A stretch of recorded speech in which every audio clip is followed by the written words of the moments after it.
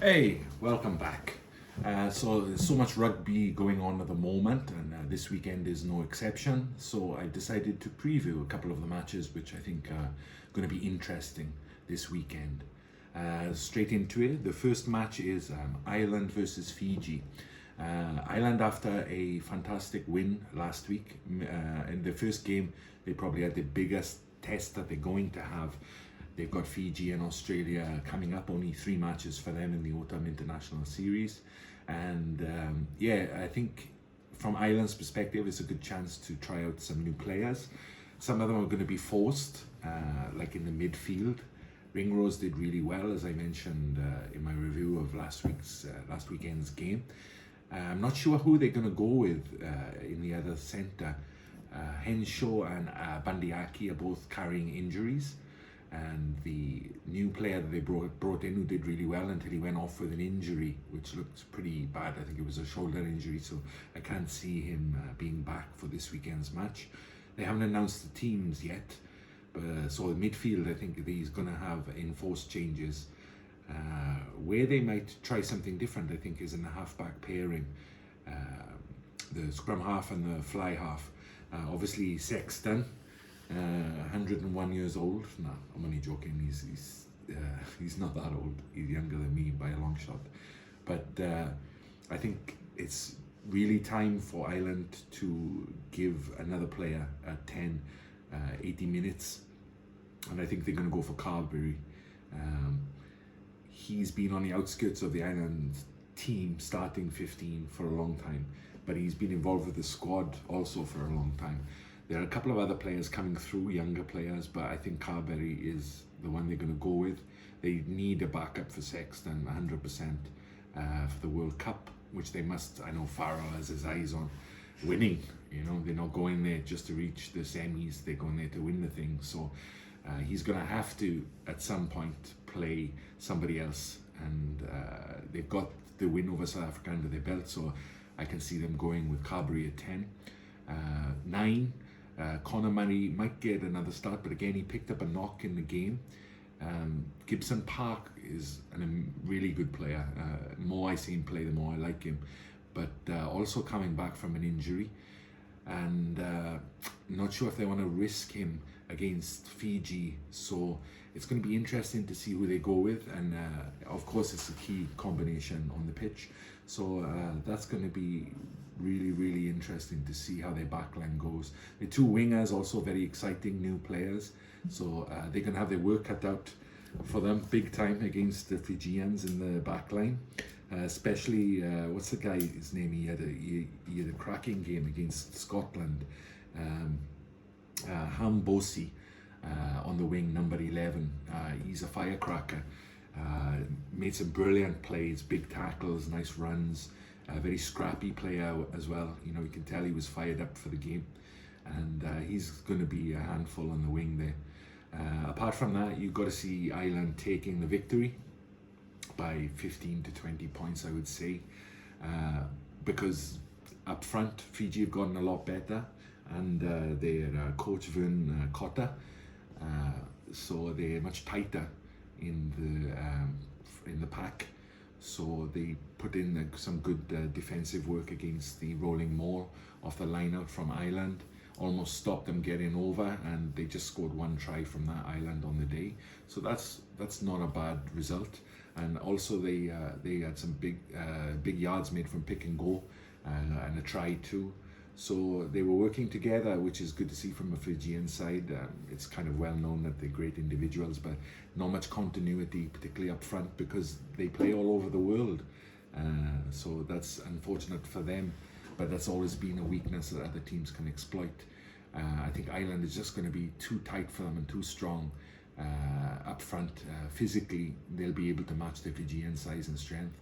So yeah, I'll see Ireland taking that in the first game of the weekend.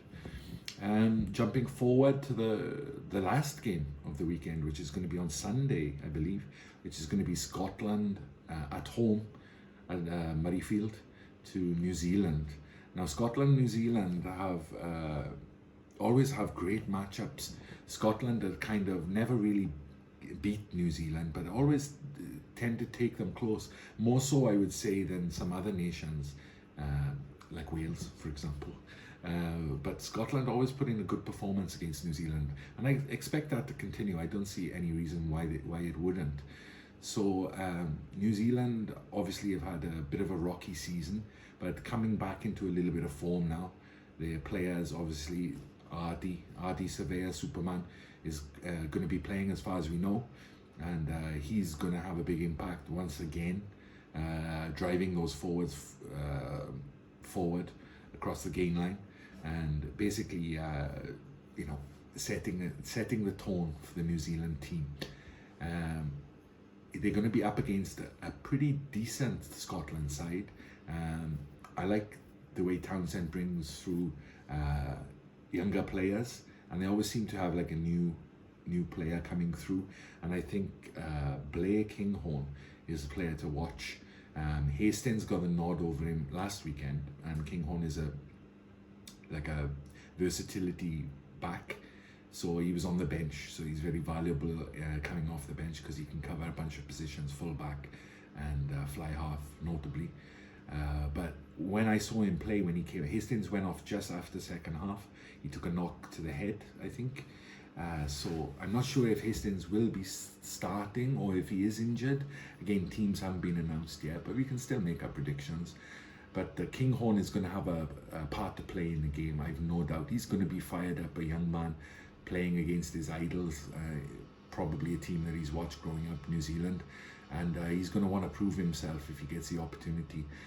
Like I said, when he came on in the second half last week, he was really good, silky skills, really comfortable with the ball in his hands, decent turn of pace, but vision, great passing, and I really like him. He looks really good, so he's definitely one for the future, and I think he could make an impact as well this weekend.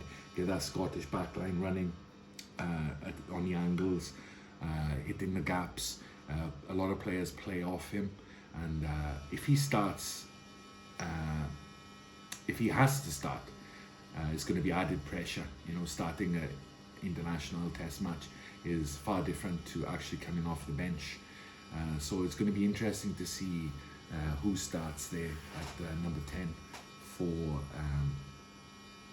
for Scotland. And if he does start and he's combined with Ali Price has found his feet at international level now. I think he's a very good player. He does everything well, kicks well, and he's pretty sharp around the base. So if Blair Kinghorn and Ali Price start, I think that's a really nice balance and strong combination that Scotland can work off. Will they be able to match New Zealand physically is the question. New Zealand, even if they're not playing well, they can still put it about. Some big boys there. So scrummaging, they should be okay. Line out, not too sure. But all of those the things, set pieces, going to add up if they don't go in Scotland's favour. If they can get parity in the set piece, then I think they can give New Zealand a run for their money.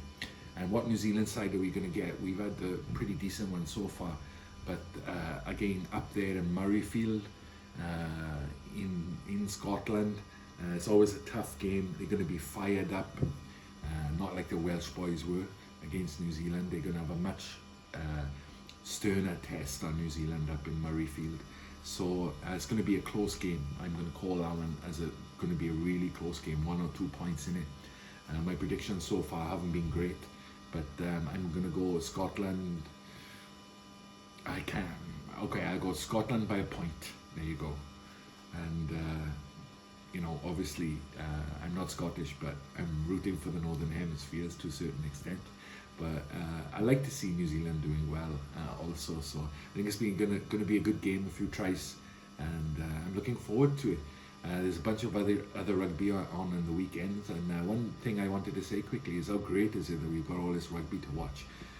When I was a boy, you had the Six Nations, and then you had maybe a touring Southern Hemisphere side every now and again.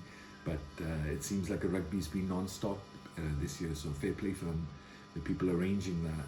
We had the great games in the summer, then we had the Rugby Championship for the Southern Hemispheres, and now we've got the Autumn Internationals.